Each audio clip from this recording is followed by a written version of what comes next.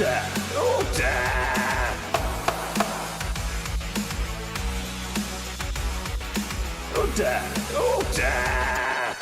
in the court.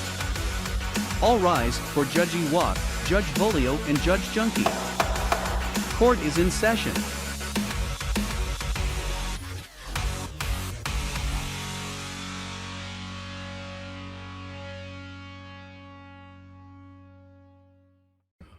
Guys, welcome. We've finally managed to get all three of us together, albeit in a virtual room, and we'd like to welcome you to the council.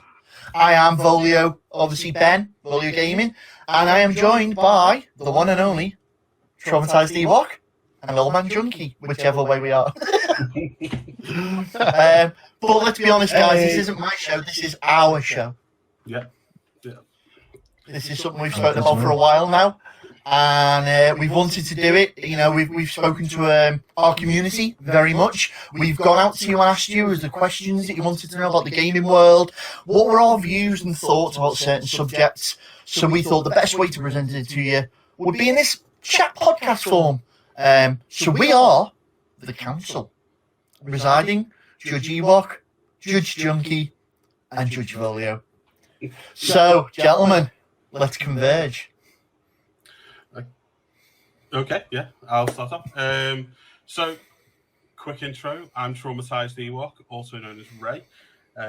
39 years old. Yeah, you wouldn't believe it.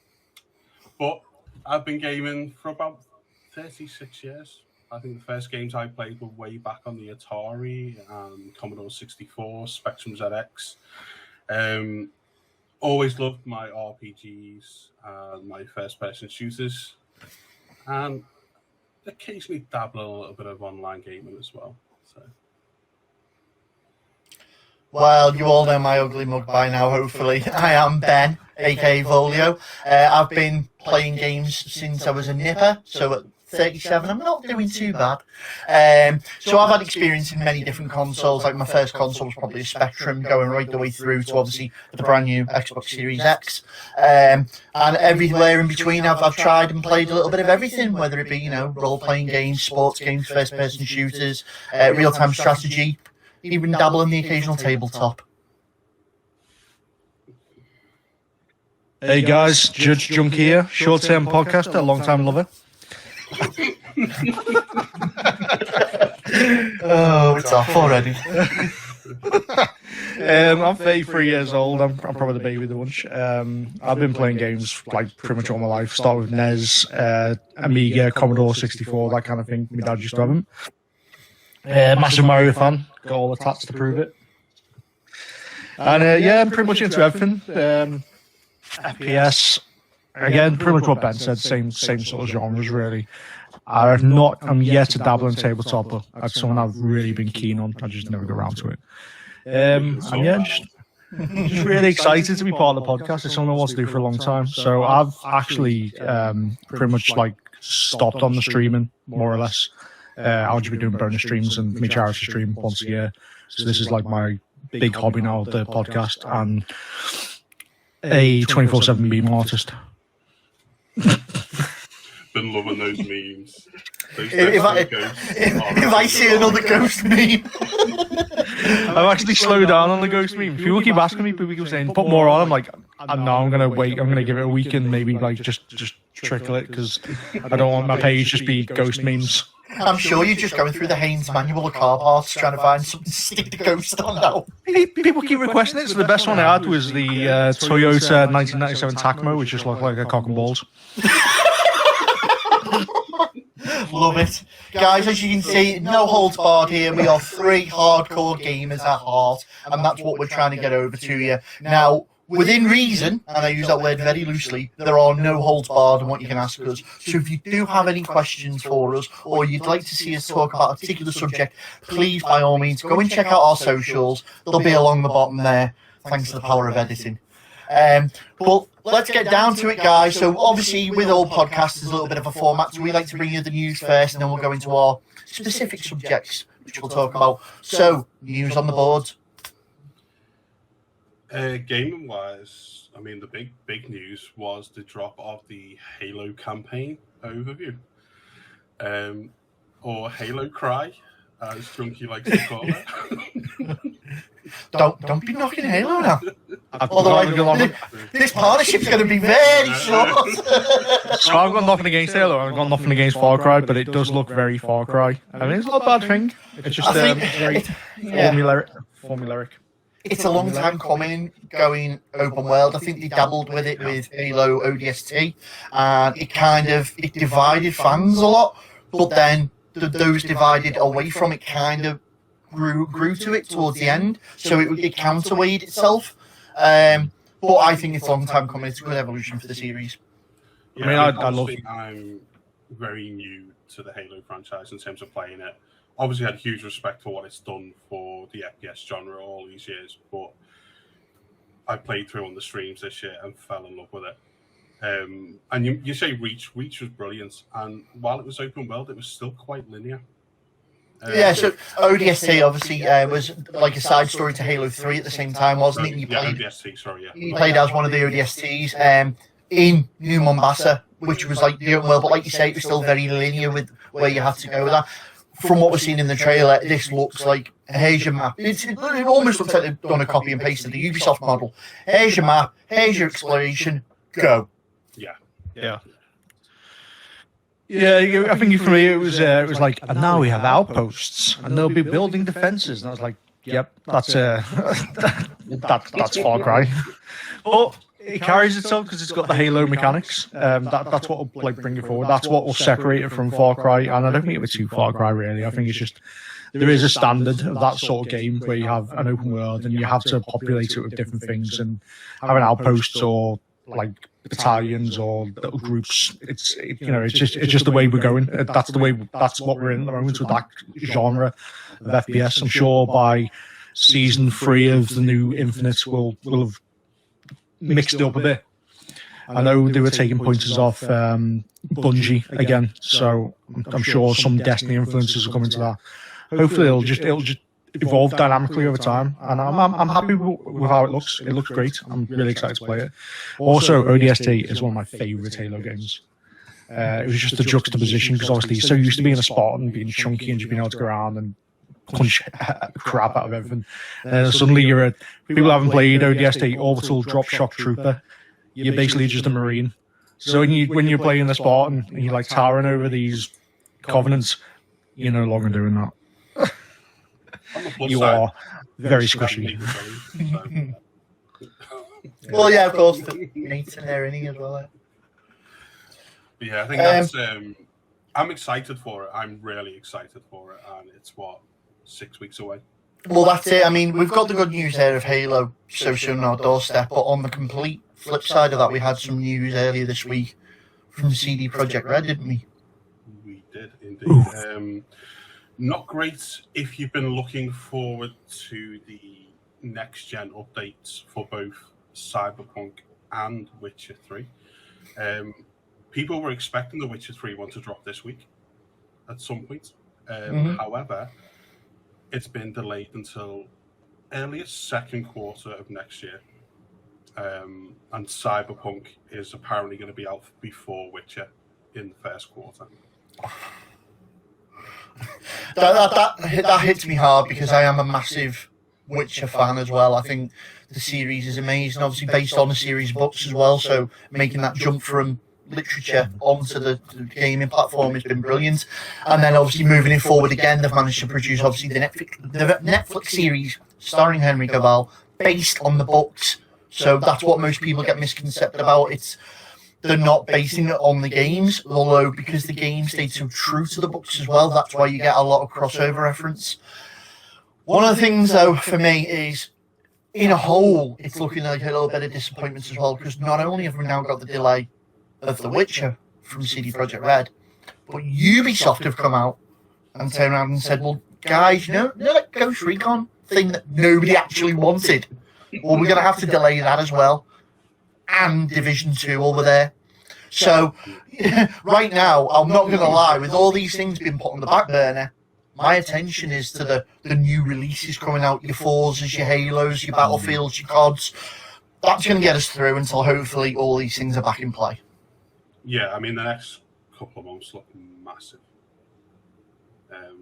in terms of all that's coming out. I don't know what you guys are looking forward to in particular, but like out of the big four, I'll be playing three of them: Forza, Battlefield, and Halo.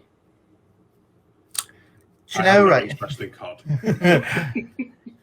It almost sounds to me there like, you know, if they did some sort of testing of the game to make sure it was in its element ready, then what would you call that? Good planning.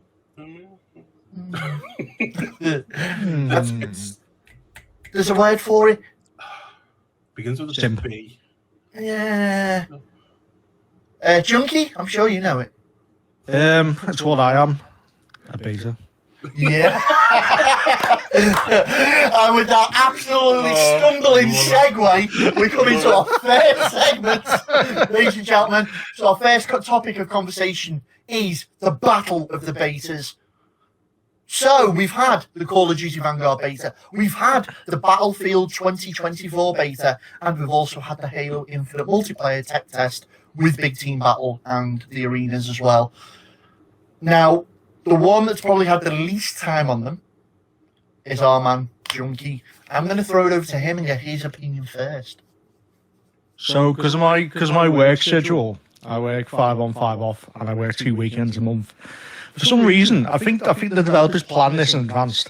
They always seem to throw these bloody bases on the weekend I'm in work, either days or nights. So I come back on days, I've got 2 hours to eat my dinner, get to sleep, and watch some TV and then go to sleep. And I'm not playing then. If I'm on nights, well, I'm sleeping in the day, so I'm not going to play then. So yeah, I barely had any time to play tonight. But I did manage to jump into all three. And I must say, personally, for me, the Halo beta was probably the best one. Purely because it felt more polished and refined. Like, it felt like a beta. So in my eyes, a beta is like when it's nearly ready, when it's like finishing touches, a few little things that need to be, nipped and tucked. You expect a few connection problems, and that's about it. And that's why we got the Halo beta. Everything worked fine. All the gloss was on. It looked alright. Everything felt good. Moving on to the Vanguard beta, I played one game and turned it off. Because the textures were all over the place. I had buildings popping in and out. I was getting rubber banded. The snow, I couldn't even see through the snow on the level I was on. That's how bad it looked. And I was just like, yeah, the mechanics are there. It feels like Modern Warfare, the remake, and that's enough for me. I'm confident when it comes out, it'll be okay. It'll be COD. It'll be Ron Sill, exactly what you get in the tin. So the big outlier for me is Battlefield. Not being a big Battlefield fan, I'm fairly new to the genre, so I joined in Battlefield 5 or Battlefield V. And yeah, I think because I was playing solo, I couldn't get to grips with it. I was just spawning in by myself, and I was like, I'm not really enjoying this. And again, I had the same issues I had with Vanguard, texture popping, buildings sort of disappearing, just trees just disappearing randomly. And I was just like, it felt more like an alpha. I haven't played quite a few betas. This did not feel like it was anywhere near ready. And I can attest to what people are saying online. Personally, I would push it back to New Year. Right, okay. No, Everyone's entitled to an opinion, and I'm pretty damn sure you're speaking for the masses there on that one. Let Ewok have his say first, because I've got an underlying point to all three of this. But I'd like to hear what Ray's got. Okay, I'll go in reverse order in terms of from what I least enjoyed to what I most enjoyed. Least enjoyed Vanguard. I played a handful of games before I uninstalled it. The first 2 games I was in, I'm pretty confident. You can never say 100%, but I'm pretty confident I was killed by a hacker. On one of the kill cams, literally it went but, and took out 3 of us with headshots. Like snap, snap, snap. Another one, he just tracked me right the way through a wall, like through a building, not just one wall, a whole building, and then popped me the moment to come out. Just need to get good. And if I want that to happen... No, I don't. I need a better gaming chair. Look at the state of this one. Oh, that'll be it. That's it, mate. Yeah. But that was enough to tell me, like, you know, if I wanted to get kind of wall banged by hackers, I'd play Warzone. And I've not played that for 3 months. Good choice of words. Yeah. Not banged against the wall, then maybe so. Hey, so yeah, I uninstalled it. I have no interest in Vanguard whatsoever. I understand it will still sell well. It will sell well. We know it will, regardless of its of it falling short of what it should, and regardless of the fact that Ricochet anti-cheat won't do a thing. But that sounds like a whole subject for a different time. Yeah, so different day, we'll brush over that one. Yeah. Okay, second for me, Battlefield 2042.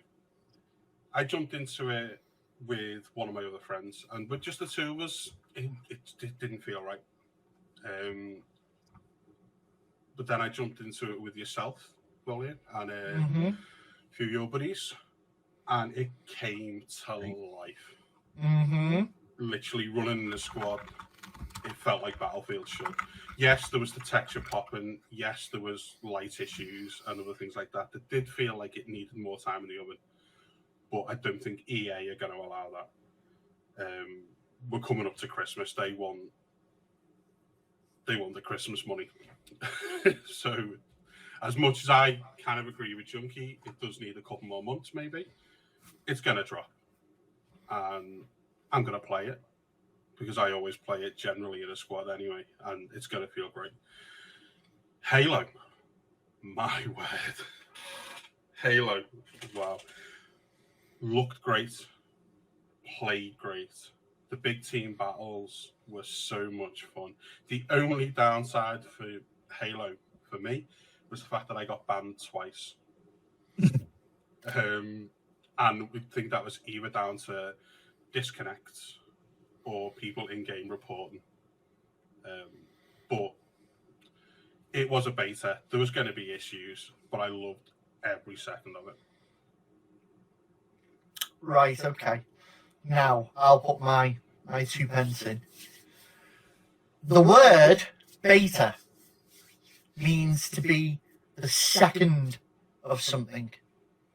And the term beta test is usually applied after an alpha test has been done of the software and the development, and then more recently the beta has been let go into public hands. So to play devil's advocate here, gentlemen, have we, as a gaming community, been completely taken away for what the meaning of a beta was, and they have become more than just a glorified demo to us these days to try and entice more pre-orders, and actually taken away from what it was meant to achieve in the form of being a test? Oh yeah, definitely. It's used as a demo now. I mean, we grew up, all the three of us grew up in an era where, like, you went and bought a magazine and got a disc that had a demo on it. It was a finished level of a game. It was a demo part of a finished game. And you played it and you knew that was what you were going to get. And I do think a lot of people are thinking, well, the beta's just a demo. And it's not. It's not. The wording... Oh, go on, sorry, Junkie. Yeah, go on, man. I was just going to say, I think like, obviously the way it is like you said, it is a demo, but I think they've changed it up enough to make it like tiered betas. So you'll have like your closed network test, and which would be like your actual beta test, and you're expecting it to be at a certain level. I think everyone, the very minute population of players that asked to come into that closed beta, usually like your actual people that are going to sit there and go, yeah, it's not finished. It is what I expect. I expect this popping and stuff like that. About a month later, and about a month before it comes out, which for the point we're at now, when the last set of betas came out, when you open up a bigger population, I agree that is more of a demo stage beta, and that's all I'm saying. That's the point I'm expecting to be less of the jankiness when it's getting closer to market, and I think that's why a lot of people have sort of gone, ooh. What I will say, again, being devil's advocate in relation to like Vanguard and why I said Vanguard is probably going to be okay coming out next month, and why I would put back Battlefield. Battlefield is so much more intense. There's so much more it goes into it. So intrinsic. The maps are so much bigger. I can understand. I can say I understand why this is like this and why it looks slightly worse than that, because it's on a bigger scale. It's, you know, it's like Vanguard is your double cheeseburger, whereas Battlefield is like your Miller and Carter. The worlds apart in detail, so I can forgive a lot. Other restaurants are available. But it's also why people expect that much more from like Battlefield than they do Vanguard. People will generally give more leniency. Same as like when a Bethesda game comes out compared to like, say, your Cyberpunk versus your Fallout. That's why, you know, obviously everyone expected Cyberpunk to be up here, and they expect Bethesda to be down there. So if one's jankier than the other, it sort of evens itself out, and yeah, that's my sort of take on that anyway. Right, okay, so my opinion of the three were along very, very similar lines to both of yours. So I actually grin and bird Vanguard out a little bit longer. I actually played at least a good 6 hours. I played the multiplayer side, I played the Champions Hill, I played in solos, trios, doubles, and I think it was my second or third game in. There is obviously footage of this because it happened to me while I was on stream. And I'll try and get the footage over to Ewok to see if we can slide it in somewhere. Mm-hmm. I was tracked through a wall, headshot, and I was just like, so you've promised us all this anti-cheat, but you're not going to give us the anti-cheat until we've given you 60 hard-earned pounds for the privilege of playing this broken game. That's Activision. That's number one. So I've tried and grin and bear. I was like, no, it's going to get better. It's just COD World at War repainted over again. God damn it, no. And it was at that point I was just like, right, uninstall. So 6 hours later, I was done with Call of Duty Vanguard. And I am clear to say I am done with Call of Duty Warzone, Black Ops, Vanguard, World at War, Warpath, Titan, whatever they want to call the next millennia of games, because unfortunately, very much like EA Sports and the FIFA branding, while they hold that, they have got a license to print money, and it does my head in. Then I moved on to the Battlefield beta, and my goodness, was it like chalk and cheese. Now, I am very, very much of, I'll hold my hands up, I went into the Battlefield beta thinking I was getting a demo. I was getting a near finished game. I was getting all the bells and whistles, the polished, the experience. I'm expecting from all the hype we've heard and all the press and the media spin that they've put on it, that I was walking back into Battlefield 3 and 4. And that just wasn't the case at all. And I had frame tearing. I had an absolute horrible attachment system that just wouldn't work for me. I had minimal customization. I had people dropping through the map. I was just like, what? This isn't Battlefield?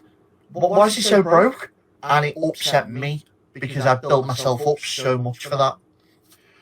And then it wasn't until I'd sat and I'd spoken to a few friends, and I'll hold my hands up again. I probably did dish it quite a bit on my stream and put it to one side. I was like, no, you're all right, not interested. It's broken, it's not ready. I'm not interested. It doesn't feel like Battlefield. But again, I went into it solo. And for all those people that ever wanted to know how to define Call of Duty and Battlefield, COD is an arcade pick-up play solo game. Battlefield is a bit more nitty-gritty realism, team-based game, and the emphasis on the team. You cannot go in trying to be a lone wolf because it just will not work for you. You want to be a sniper and camp in a building? Yeah, what building? That's how we play Battlefield. And it felt great once you got in the team aspect, and like he's already said, myself and Ewok and a couple of the other guys from the Woundtoon clan, we got in there and we started playing it up. We slowly came back to the Battlefield way of playing. And you've got to bear in mind, guys, that most of us haven't touched a Battlefield game for about 18, 24 months, and the rest. You know, occasionally myself and Ewok will jump on streams and stuff. But for most people, their last true love hardcore experience of Battlefield was Battlefield 4. How long ago was that? Hardline went by the wayside and wasn't very liked. Battlefield 1, everyone didn't want World War 1 and 2, we've done it already. Battlefield 5 dropped, I'm pretty sure we've just said we're sick of already playing out the trenches, so why are you giving us another one? And then they actually got things right in that with the mechanics, such as the being on your back and being able to roll over and shoot, and then they remove it. Yeah. And it was just like, come on, DICE, you know how to make a game. And then by the time we got round to playing it as a team, and you've got a couple of games in, and you know, those 2-3 games of Battlefield have taken all night, whereas you could have got 30 or 40 games of Call of Duty in. You find your love for Battlefield again. Yeah. So it was definitely a solid 2 on my scale. Yeah, that thing you're saying about like the game length. Back in Battlefield 5, they time limited your games of conquest. It's like 30 minutes. Battlefield 4, you could be stuck in that game for an hour and a half if people turn the limits off the servers. Well, I was going to say 9,000 tickets, 9,000 tickets in Metro. That's all you needed. That was your night done. But I think they time limited it to make it more accessible. But I think took something away from it a little bit. I think as well as the marketing team had to step in here because they know that we've all been stuck on Warzone for the last 18 months, whatever it is, 2 years. So they needed to draw us away, which is why when we actually got boots on the ground with Battlefield, it did feel a little bit more Call of Duty-esque, a little bit more arcadey pick up and play. You did feel, to an extent, you could go off and do that lone wolf thing a little bit more. But it's still Battlefield at heart. You were still reined in and told, no, you're going to need a medic around you. You're going to need someone playing support. And you could see the amount of people that were in the Call of Duty mentality coming straight over. Oh, I've died. Right, hit the respawn button, straight back in. Don't work like that. Battlefield is all about gaining that ground, even if you go down, holding it, waiting for the medic to come in. Like a good ruck in rugby. Hold the ground, drive over, and just take it inch by inch. And that, you know, that's what I think the hardcore of Battlefield players enjoyed about it, was getting that experience back, whereas the new to the genre people were just like, what the hell is this? Well, the plus side to that was the new to the genre people were helping with Arcade. So yeah, definitely. But you just get a visit from the Pug of Love then. Yeah, that was a little Burby. He's trying to come back now. He's a little pain in the backside. Yeah, Pug of Love. No, yeah, no. Yeah, you've had your Mr. Q call, right? But ultimately, guys, there he is. Ultimately, guys, and those that follow me will know, I am probably first and foremost the biggest Halo fan of the three of us. Yes. I introduced Ewok to it and forced him to play through the entire series, something which I am not sorry about. So when I finally get my hands on Halo, and bear in mind, at the time, we'd had a previous Halo flight of just the arena, and then they gave us Big Team Battle. Even I was like, ooh, doesn't quite feel like Halo, it feels more like Call of Duty in a Halo skin.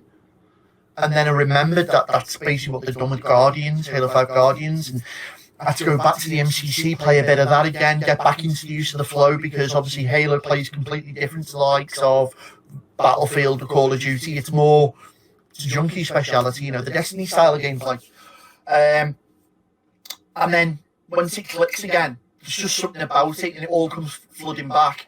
And I think by the time they dropped the Big Team Battles, and we were getting vehicles back there, the Warthogs and the Ghosts and that, my inner 13-year-old was pissing himself with excitement, because I cannot wait, and I absolutely loved it. It threw me back to, you know, chilling on a Saturday night with all my mates, split screening, the old cardboard box cut in half so you could split screen and couldn't screen peek and stuff. We went there, we did it all, the LAN jams a lot. You were all playing CSGO, I was playing Halo 2 multiplayer. And I cannot wait, and that's why, you know, it won the Battle of the Betas, because everything seemed to work technically. The bots seemed to behave themselves exactly like you want real players and bots to give you that challenge. The game looked polished, it felt polished. But ultimately, though, we can't detract from the fact that it was a test. Yeah. Now, whether, and this is the big one, whether EA deliberately did what they did, because they did put a statement out saying, to all those playing the beta currently, you are playing an earlier build of the game, which has been developed much more since. So have they done the old boyfriend trick of, I've washed these dishes really bad, you don't want me doing this again? But then the next time when you do it, you want the brownie points.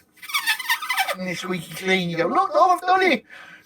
So when Battlefield does drop, it looks, mwah. Yeah, hopefully that's what they've done. Gameplay-wise, I was there for it, but graphically it needed... It was beautiful. On the Xbox One, it was pretty. On That's Series something. X, it was beautiful. That's what we should say. Both myself and Ewok played both versions of the game. We played the Xbox One version and the Series X version. Obviously, the big things to denote from that, the map size was one, and the player count was the other. Yeah. But they both looked really nice. I say Xbox One looked pretty. Xbox Series X looked beautiful. But Yeah.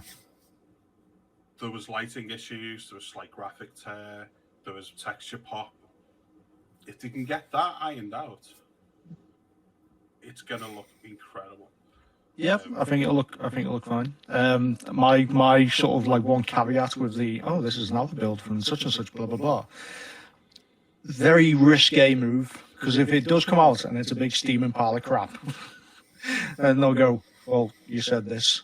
And I think they've said it purely because the amount of outrage you get now for saying anything is like, oh my god, it makes you just want to not make a beta at all.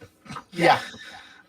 So it's sort of a smart move, but if it does come out and there are like issues, if they've said the new build is actually fantastic, so you're thinking, oh, it's fantastic, the main game is going to be like no problems, it's going to be absolutely brilliant.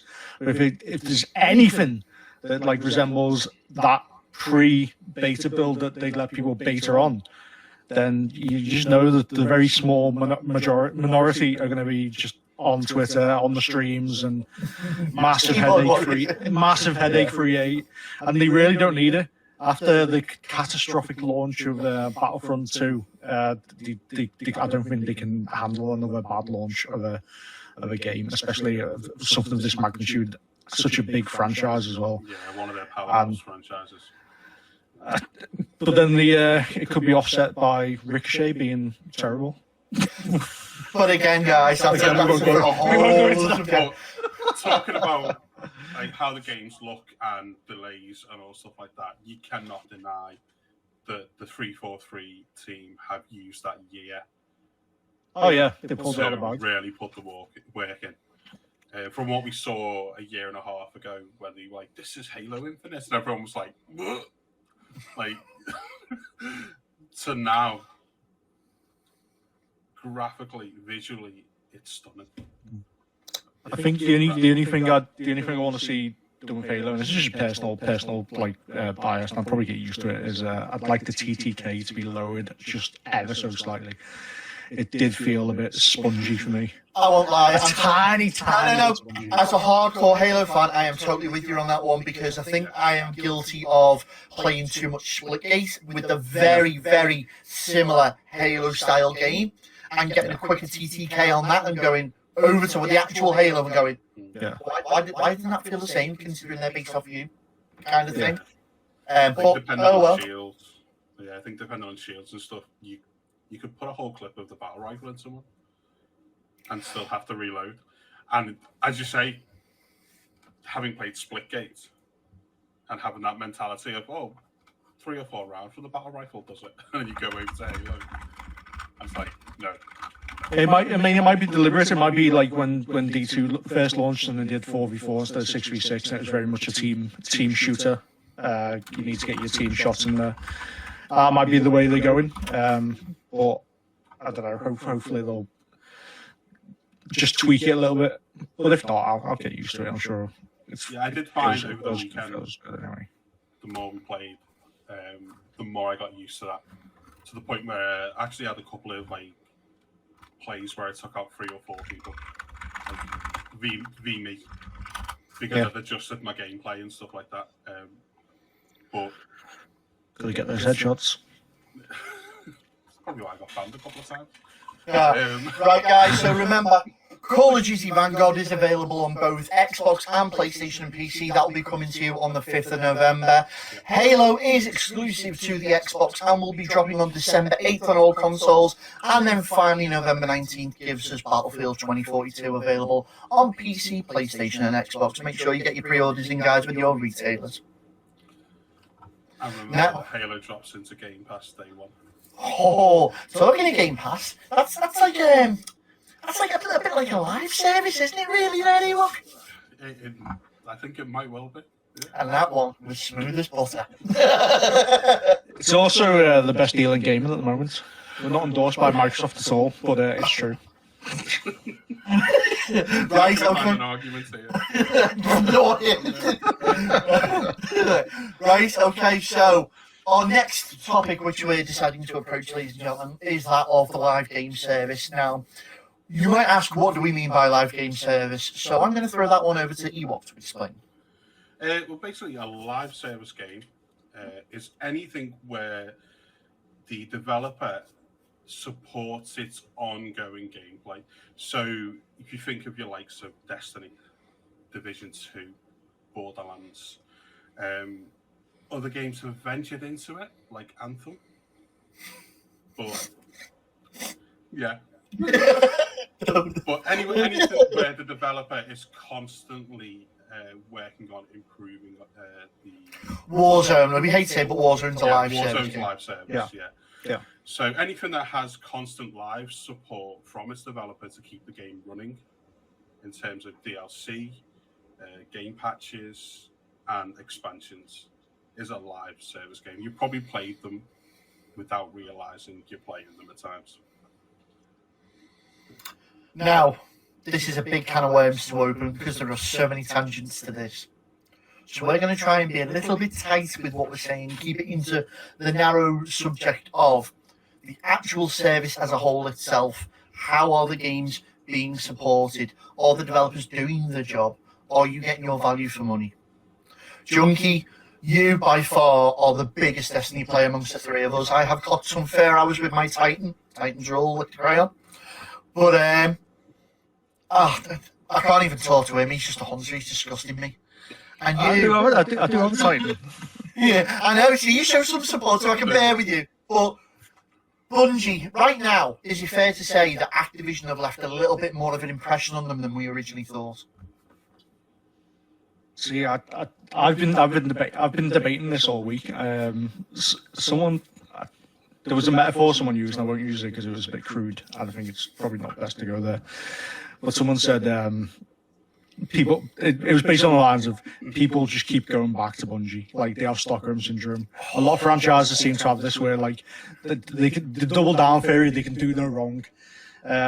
My whole issue with what's going on at the moment. So I'll break it down very briefly. So they started vaulting content as of last year because they've said the game's getting too big, it's too bloated, too many updates, and because of the parameters of the engine, there's only so much they can do to keep it running smoothly. And everyone's like, "Oh, we're not really happy about this, but yeah, we're sort of willing to go with it." And I was like, "Okay, I'm happy with that as long as old content goes, new content comes." And I said, "What I don't want to see is exactly what happened." So, a gun I've grinded for. Got rolls on, really happy with, powered it up, left in the content pool, and then it must have been 2 seasons after, came back into the pool, unvaulted. So my old gun was still sunset at level, but the new gun had different rolls, and I was just like, well, this is exactly what I didn't want to happen. You basically just recycled my content. And it's not fair. And so that was one pet peeve. I can get over it. More new guns came in. Obviously, we've got new favourites now, so that's not a big issue. So again, the big content vault is coming back out. The whole Forsaken campaign's going with the Tangled Shore, which is a patrol area, which doesn't sit right with a lot of people because they're essentially it's like coming to your house and saying, do you want to buy Die Hard 2? Oh yeah, I'll buy Die Hard 2. Oh, we're taking you a copy of Die Hard 1 off you and you can never watch it again. What? How's that work? But then to make it worse, they're changing the season pass formula. So season passes are going to be separate. So you buy your DLC, which is Witch King. You buy your season passes separately, and then your season passes used to include everything else, like your dungeons and all of such things. Now the dungeons will be separate, so like another tier of DLC. Or you can buy it all in one big bundle called the Deluxe Pass. So there's like 3 tiers. Standard Pass, where you get DLC, Witch Queen, I think it's like the Mega Pass or whatever, where you get the season pass with it. And then you got your Deluxe Edition, which is even more, where you get the dungeons included. But they're also taking Forsaken away, which no one plays, admittedly, but they're still taking some away. So, for me, it's about transparency and the communication. This is the debate I was trying to get across. They've not said it at the same time. Bungie deliberately obfuscates how they do things. And it's a very, very... It's an industry-wide trick, and I think it needs to end. So basically, they'll say one thing, and then it's like the government. They'll turn around and they'll just release it over a period of months. Look at the shiny! Look at the shiny! There you go. They'll release bad news in stages, or release news in stages instead of doing it at the same time. If I told you, I'm taking this away, and I'm also charging you more for this, and you got to buy this as well, you're not going to be happy. But yeah, I just wish they'd just be upfront and honest. Just turn around in a swab and say this is what's happening. I don't even get into the PvP side of it because it just makes me cry. I've had no new maps in 2 years. Hang on, no, what do you mean new maps? You've had a new answer sheet!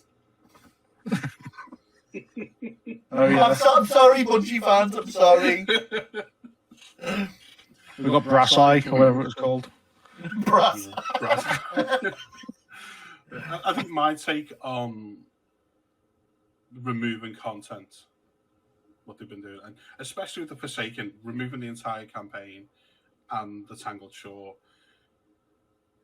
people have paid for that content. I paid 35, 40 quid for that content, and now you're going to tell me I can't play it. So look at it this way then, you've paid for your Destiny base game on launch £50. You've then paid for your first expansion £35. That first expansion has then been put in the closet because it's overshadowed by a second expansion, probably about £20. Then the third expansion, and then, well, we're not going to do another game, but we're not going to do another expansion. So what we'll do is we'll call it number 2, but we'll just add it on and overtake number 1. So there's another £50.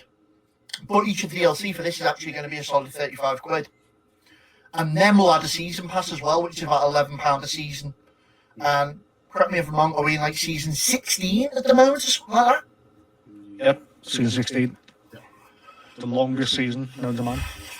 And I'm like, okay, so that's easily over, what, £200 for a game. If you turn around to me tomorrow and said, I'm going to give you a game you're going to be able to play for 10 years, but I want £350 out of you now. No chance. How are you going to guarantee the game's still going to be going in 10 years' time? But that's essentially what Bungie did to us with Destiny 1. Give us all this money, and we'll promise you a game you'll have for 10 years. It's a 10-year project. We've got it in the book. It's all up here. Don't worry about that. We know what we're doing. I mean, when you say it like that, it sounds like Star Citizen. Oh! The claws are right. But I mean, it's not the first bit of content that they've altered that people have paid for. Curse of Osiris, Warmind. You know, not the greatest DLCs, of course, but people have paid 35 quid for that. And then people have paid 35 quid for Forsaken. So anyone who's bought everything up to date now has got 70 quid's worth of hard-earned money in Bungie's vault. There's a reason they call it a vault. So I understand the game's got to progress and develop, and they don't want the game size, the file size, to grow exponentially. But a game that size, I think their player base that play it mainly as a number 1 game, as their go-to game. wouldn't be unhappy if that game size was the same as, say, Warzone. Well, you've segued that beautifully there, Ray, because I think there's one of the biggest problems with live service gaming at the moment is the size of the actual games themselves you're having to now hold. Now, obviously, Bungie did try and approach shrinking down to make it more manageable on the hard drive because they know you want to play other games as well. But what the hell are Activision and Infinity Ward and Treyarch and Raven thinking and Sledgehammer? Here's a game we're going to give you, okay? We're going to let you play in this open map, run round, and here's an update. And another one.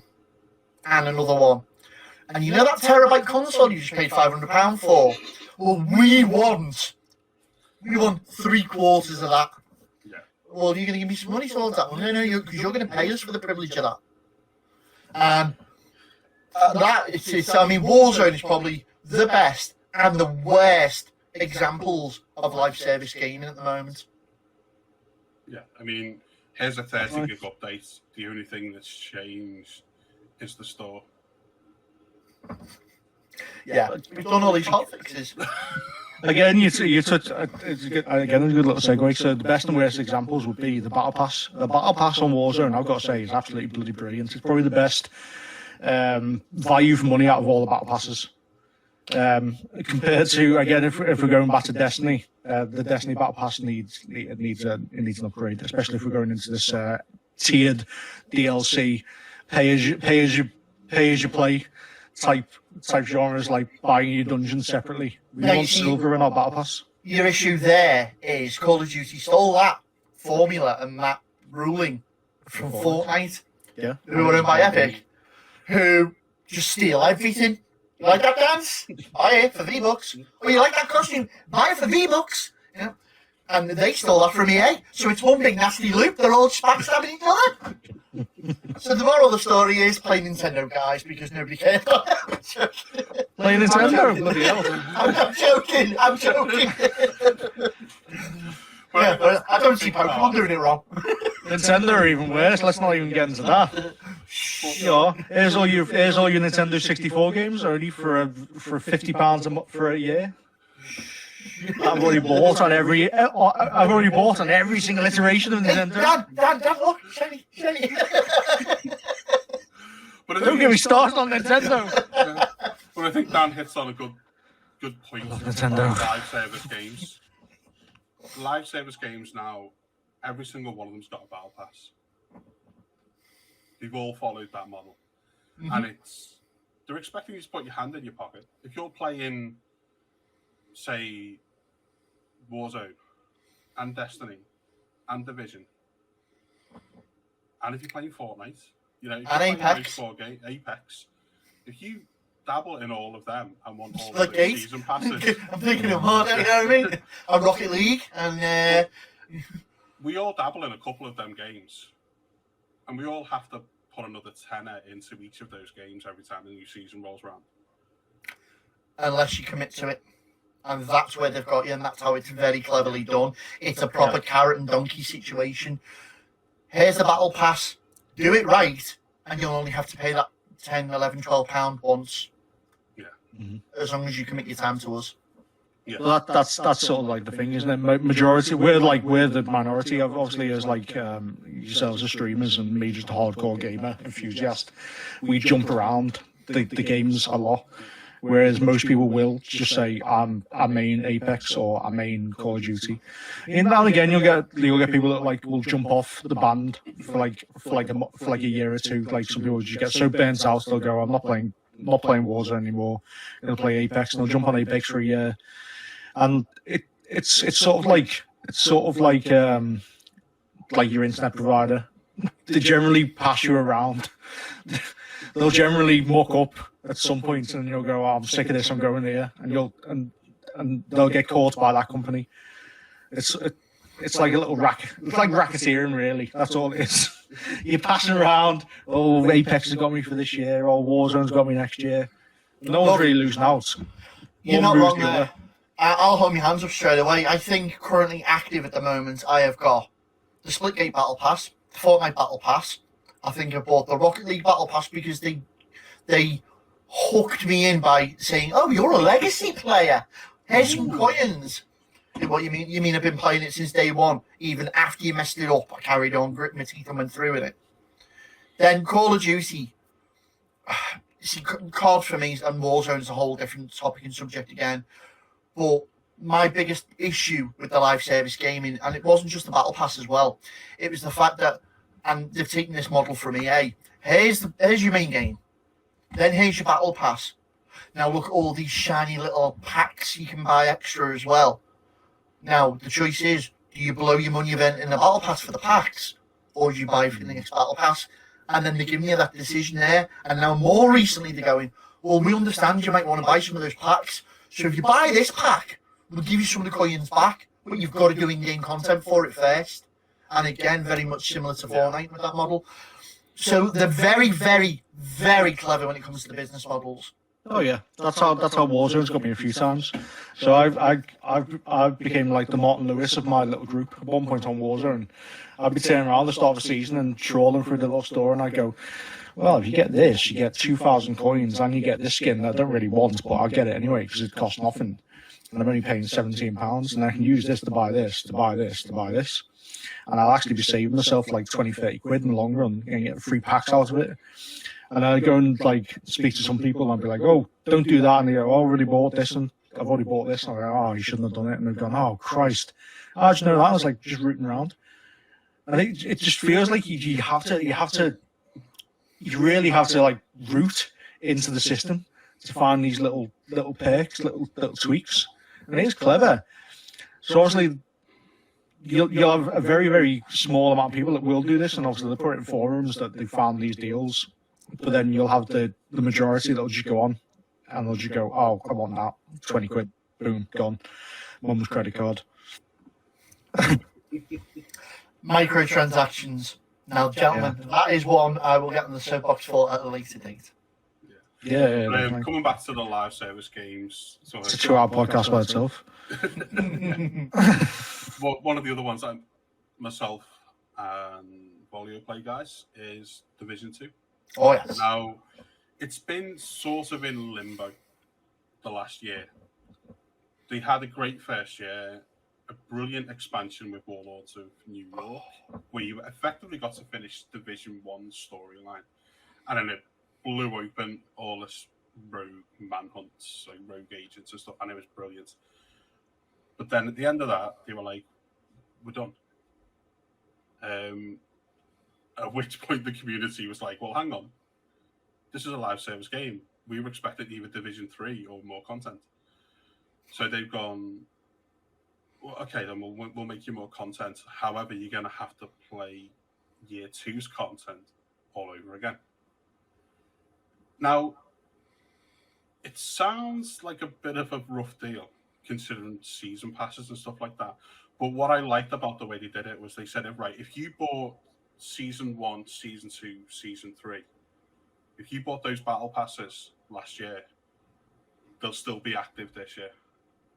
If you didn't buy one of the seasons, you'll have to buy that season's pass to get all the stuff off the battle pass. But we're not expecting you to put any more money in whilst we go and spend some time making some content. And that's very similar to the Halo Master Chief Collection Battle Pass at the moment for the multiplayer side, and how Halo Infinite's multiplayer will work as well. So it is a one-time purchase of the pass. Within the pass, you will earn enough credits to purchase the next pass. But unlike the likes of Call of Duty, which we're trying to charge you for it, you will be able to go backwards into any previous season pass you've owned and still access the content. And that, for me, guys, if you're going to do a battle pass, that's how you do it. Okay, we're charging you for it, but we're not going to lock it behind a paywall again. We're not going to vault it and take it away from you after you've already bought it.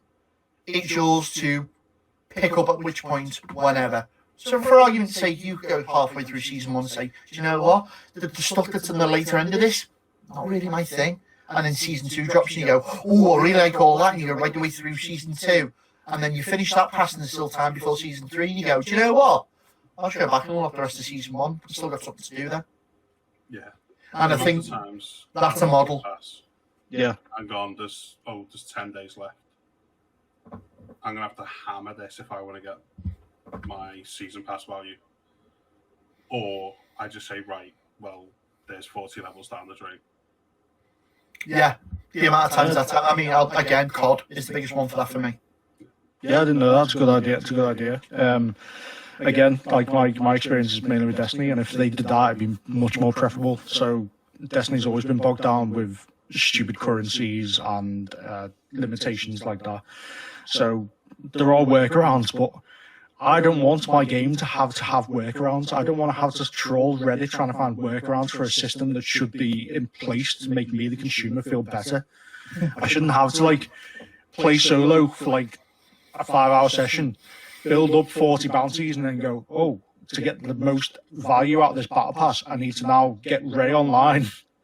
Ray, stop what you're doing. Come online a second so I can get the 40% extra XP for having a friend in my clan on my fire team while I trade these bounties in.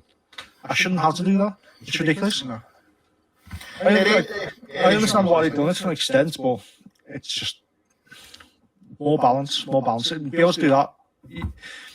If you made the experience less, so it took more time to burn through the season pass, but I could come back to the season pass next season, or do it like on a dual timeline. So say like I stopped playing for I had like a secondment from Destiny for like 3 months, and I came back in season 18, and then I could like perhaps do a dual battle pass at the same time. That'd be perfect. That'd be great. I think a lot of the developers need to start respecting their consumers' time. Yeah, because so many people just come on for like 2 hours every like 1 or 2 days. It's like their little break, and you're sort of gatekeeping them out of these games. Admittedly, that's the bonus, the con, and the negative to the pro and the con to the live service gaming is the fact it is pick up and play. You can literally just pick it up, do something for like an hour or so, get off. It's not like the old. I use this for example because this used to happen to me all the time. The old Final Fantasy, you should pick it up. You'd be in a sort of frame of mind. Right, I know I'm doing this next. I want to go here. I want to do that. I want to do that. Then a game would drop or something like that. And you're like, right, I'm going to go play that for a bit. And you come back and you'd be like, what the hell was it doing? Oh, forget it. I'll just start again. Yeah. It's Lord of the Rings, isn't it? I have no memory of this place. Like if I went back to Dragon Quest Inquisition now, I may as well just be playing. That's in your BioWare, man. That's where we're going. I may as well be playing that game in Chinese because I'm not going to know what the hell is going on. I had to start Monster Hunter again because I did that. I started carrying on playing it, come away, come back, and was like, yeah. I did that Monster Hunter. Ray was like, oh, Monster's really good. Jump back in it. I was like, I'm terrible at this game, and I'm not getting any better. I've plateaued at a certain point. I'll teach you how to use a hammer. And now my muscle memory's completely gone, and I need to go back and just go back to basics, and I'm not doing that. We can start. I enjoyed the grind as I was grinding, but I don't think I want to go back to that grind. So if you're grinding, hang on, you're the one playing Destiny here, just saying. not just Destiny. And Division as well. Freelance survival. Oh yeah, but I'm into sadomasochism, so that's why I play PvP on Destiny. Wow, that got dark quick. Well, my final note on the whole live service gaming, and my final sort of problem, if you call it that, is the fact of the support and updates that developers give. Now, for me, if you are going to put an update out that is meant to bring quality of life improvements, gameplay mechanics are meant to run a bit smoother, you're meant to bring an event in to try and keep the content alive and stuff like that, at least make sure it's fixed first before it goes in. Now, I use this as an example, okay? They're not the only ones guilty of this. But recently, at time of recording, we're coming up to Halloween, so all Halloween events are on at the moment. and there was the launch of the Halloween in Warzone for the second year running, and a lot of people already knew what was going to happen. They'd already done the Zombie Royale year before previously, so considering the amount of content they've put out this year and the things they've done to Warzone and Verdansk, and I use that term very loosely, you'd have thought they'd have had a little bit of time on their hands to develop something else. But instead, we just got a copy and paste of the Battle Royale Zombies, which wasn't even original because Apex had managed to do it first time round and better. So when they launched this, not only does it hit broken, but it also hits with complete imbalances in the guns. And then the day after it comes out, they have to hotfix it. Haven't we just talked about betas, boys? What the hell was all that for then? I think, yeah, the rush to get some stuff out, don't you, in terms of, all right, we want to get this content out to people.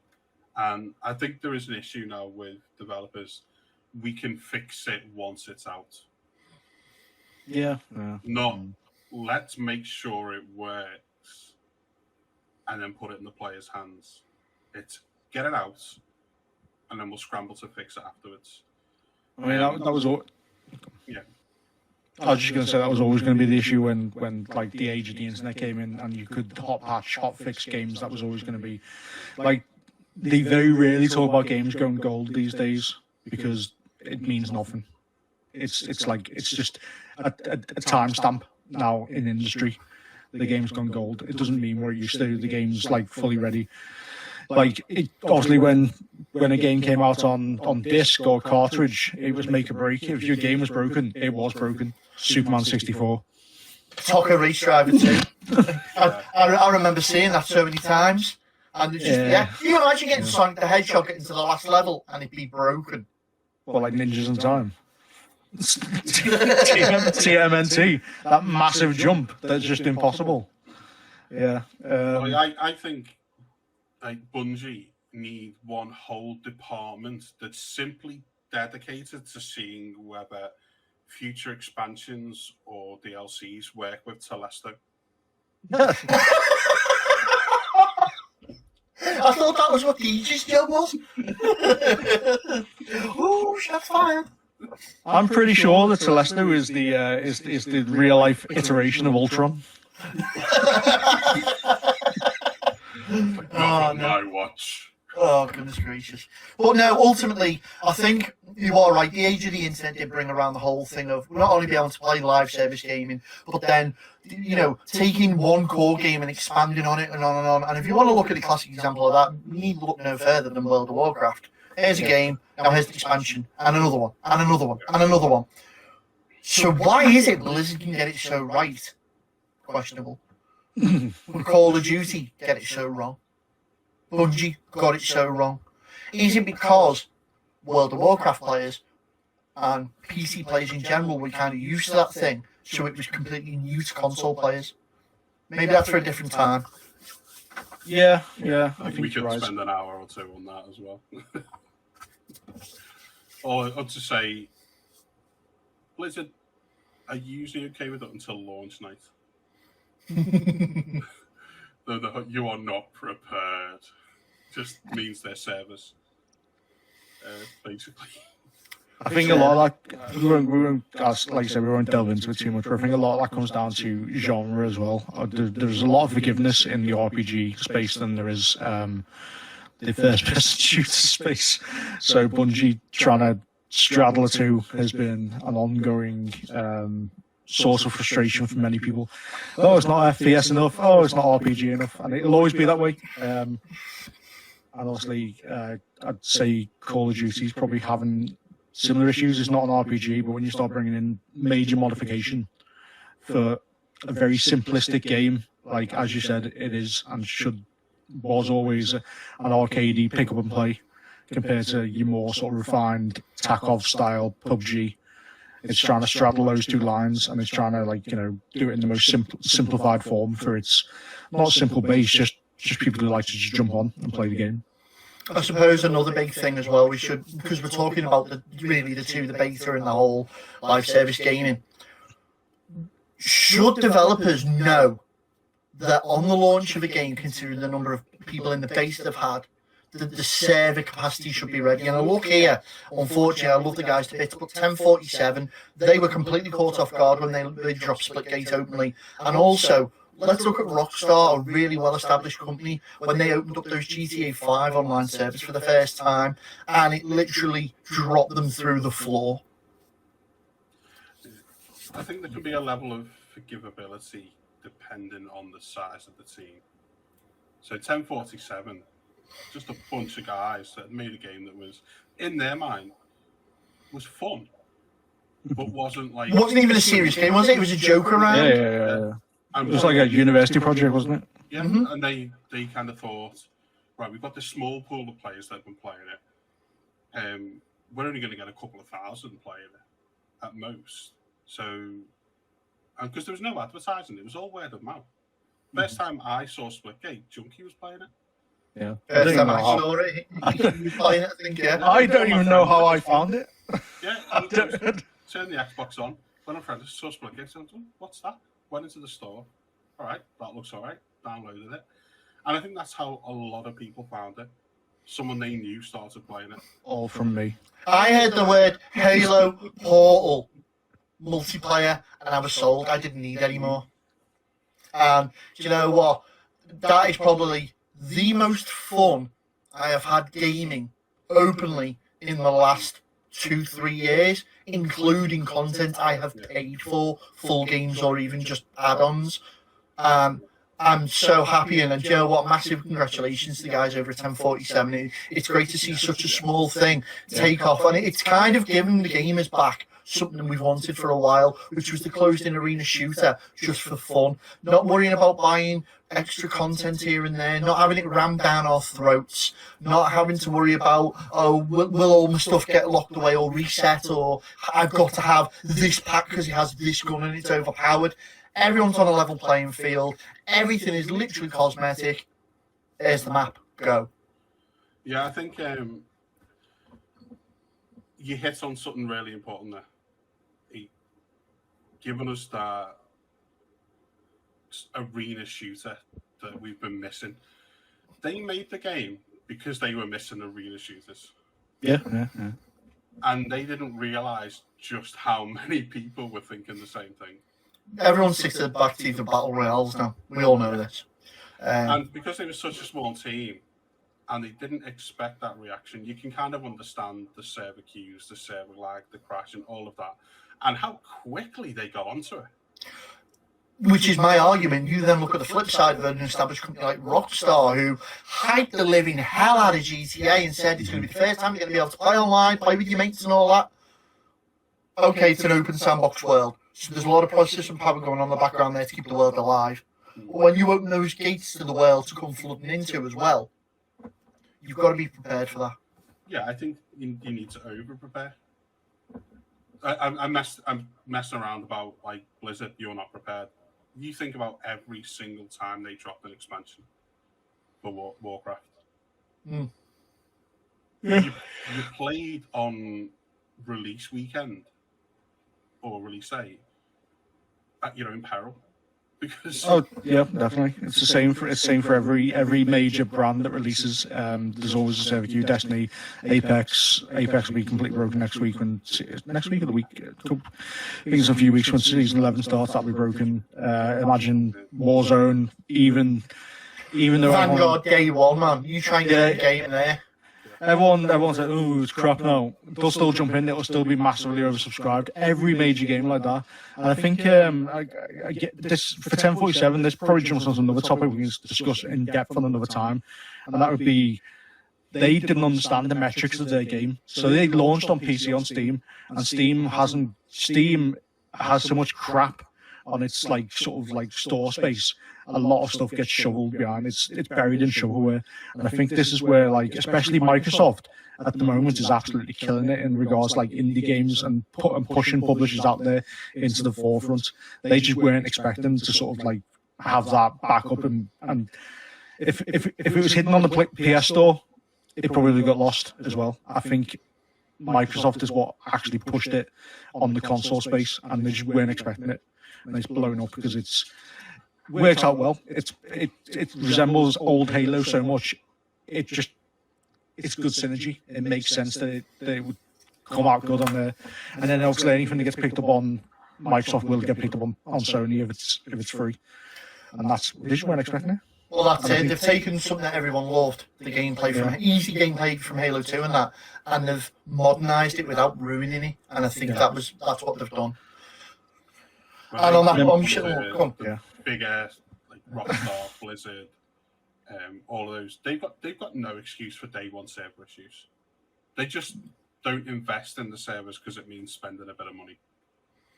I mean, you say that, but then New World is powered by Amazon, which has the biggest server capacity in the world, and that was terrible on day one as well. So anyway, Yeah. we'd like to thank our not sponsors, Amazon. No, I'm joking.